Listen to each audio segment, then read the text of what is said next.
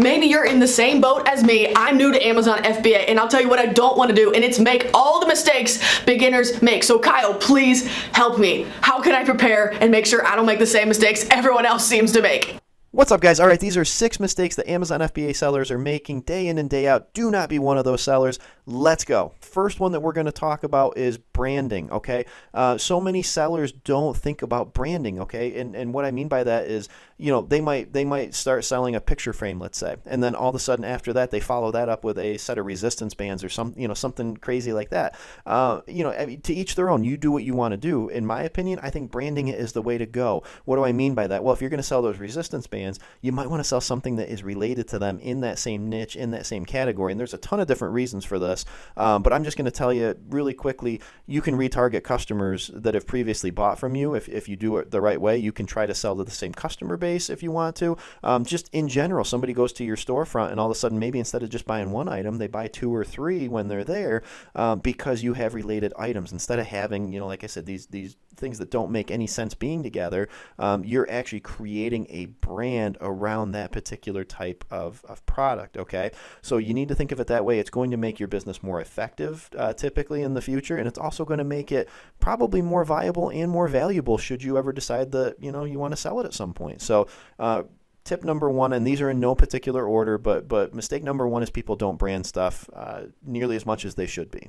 All right, number 2 is reinvesting back into the business. And this one's really important. Honestly, they're all really important, but this one's really important because if we want to grow a company to the size that, that most of us want to, we need capital to do that. Where do we get the capital? Well, we should be reinvesting our profits, our anything that we're getting, basically, we should be reinvesting that back into the business, at least for the first little bit. Let that business grow. Then we don't need to keep on funding stuff out of pocket. We don't need to get hampered by not having good cash flow moving forward, and we can keep on sourcing more inventory, maybe bringing in new products or new variations. It gives you so much more flexibility when we have good cash flow. Okay, so many people get into this mindset that they see these big numbers coming in, and they think that they can just start taking money.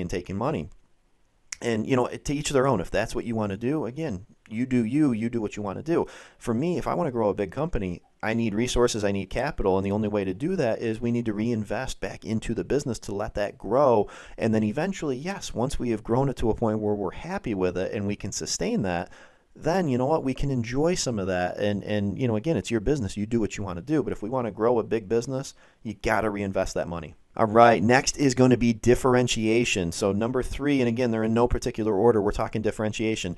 And so many people talk about like the good old days of selling on Amazon, right? Like 4 or 5 years ago, like this mystical time when you could just put a product up there and it was going to sell, right? I've heard about it. I've been selling for 2 years, and I've heard people talk about like, oh, it's not like the old days. You could just put a product up and it was going to sell.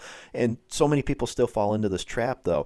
Guys, Amazon, as it gets big and continues to grow. I mean, it's always been big, but as it continues to keep growing just into this massive, huge company, it's going to become inherently more competitive, and that's not a bad thing, okay? It just changes how we have to do things a little bit. And one thing is we should be differentiating ourselves so that we can stand out from the competition. I'm here to tell you, if we try to go in with a cookie cutter product that's the exact same as what everybody else has, and everybody else in your category, in your niche, is selling that product the exact same way, the same price, all that type of stuff, it's gonna be really, really tough, especially if they have a bunch of reviews already and we come in with none, okay? So we need to find a way. And don't just differentiate for the sake of differentiating. Differentiate to provide value. Differentiate with the idea that you're doing it to dominate, not just to be different. We're doing it to provide value for the customer, ultimately meaning that they will buy more from us and it will increase our business, okay? And really quick, if you're looking at a quick idea, quick way to differentiate, definitely take a look at customer reviews.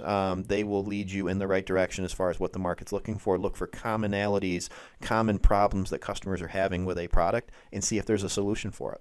All right, next one is going to be get samples, okay? This is a huge one again, and I can tell you a quick story from my own standpoint. I know samples are really, really expensive. Compared to, individual pieces that you're getting quoted from the supplier, samples are going to be ridiculously expensive, and a lot of people, again, don't want to pay that. And again, to each their own. You do what you want to do. However, you need to get samples. You need to. I'm just going to throw it out there. You need to be getting samples. Don't take the supplier's word for it. Don't just trust a bunch of pictures or videos that that they send you and you think, oh, well, those look nice.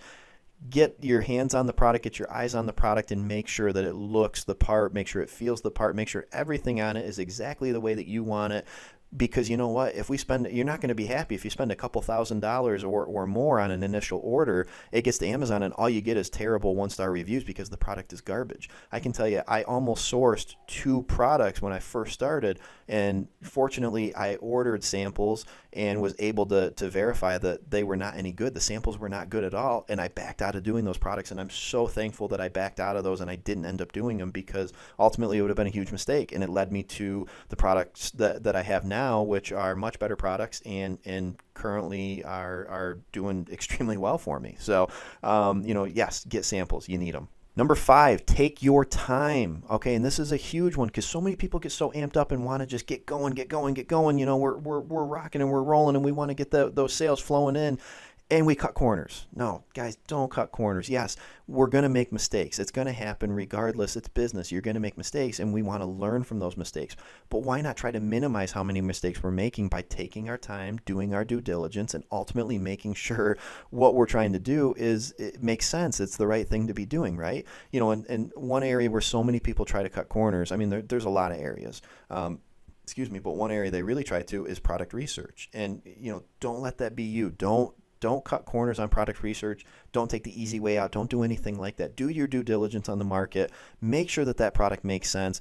Go through all of the criteria that you have set aside for that product. If you're part of 9U, everybody knows about the 7 and 7. Anybody that follows our channel here knows about 7 and 7. Go through that whole process of vetting that product, making sure it hits those criteria. 7 and 7, 200% ROI.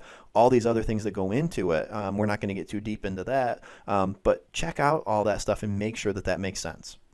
All right, and last but certainly not least is checking for seasonality or trends within a market. Okay, and there's a free tool, and we're going to dive right in my screen right now so you can see it in action. But there's a free tool that a lot of sellers probably don't utilize, but they should be. Guys, make sure that these products are going to be something that's going to sell year round. Again, if you're a seasonal seller, maybe the strategy isn't for you, but for the vast majority of Amazon sellers, make sure it's not seasonal. Make sure it's something that's an evergreen product that we can sell consistently day in and day out, year in and year out, and we're not going to have these huge peaks and valleys throughout the year for it. So let's dive into the screen. Let's take a look at this. All right, perfect, guys. So you can see right here, it's called Google Trends. Again, it's free. Make sure you're using it. Literally just type in Google Trends into your browser.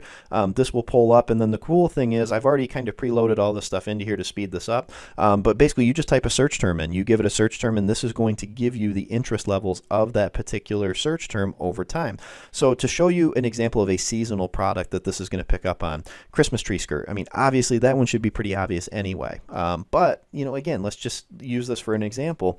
The cool thing is you can take this right here and you can change it to however long you want to. Let's do past 12 months, and we should notice that there's going to be, exactly as I thought, a very specific time frame right there during basically fourth quarter where those numbers just skyrocket, and then after that it tanks, and there's literally no demand for that. There's no interest in that product until we get to about where we're at right now, which is late September, early October, and all of a sudden now it's going to start that ascent again. So that would be a seasonal product. A trending product, or something that is brought on by a something that we wouldn't normally even see, something that is not common, or like I said, it's a trend. It's something that you can't predict that you're going to need it. Would be this right here, face mask. Obviously super trendy right now and everything, given everything that's going on with the pandemic. But prior to this, I mean, take a look at this. Up until right when, we had to start shutting everything down. I mean, look at that. There is no demand in the market at all for face masks. And it gets even worse if you literally go out 5 years. I mean, this is what I'm talking about. There's no telling how a product like this is going to do, because it's so dependent on certain events. And again, I mean, we literally go back 5 years and there's just nothing in there, and then all of a sudden, boom, big spike right there. It peaks, and now it's kind of starting down. It goes up just a little bit, and now it's back on its way down. Okay, so again, another product that's going to be very trendy. It's driven all by what's going on currently in the world, but will that remain? There's no way of knowing that, but historical data shows us that it's going to head back that direction, much like a Christmas tree skirt does after Christmas season. And then finally, dog brush. Okay, so dog brush right here. something that's consistent. I mean, you look at it, and typically I like to see things that are at least above 25 right there, anywhere between 25 and 100. And I mean, this right here, very, very consistent. It's right around that 50 mark, and then it gets even a little bit higher than that, but it consistently stays at that level right there. I mean, very consistent, easy to see that. So guys, that's Google Trends, and right there, I mean, that's 6 mistakes that the Amazon sellers are making. Don't be one of those sellers. Don't make those mistakes. If you do make them, learn from that mistake and don't make it again.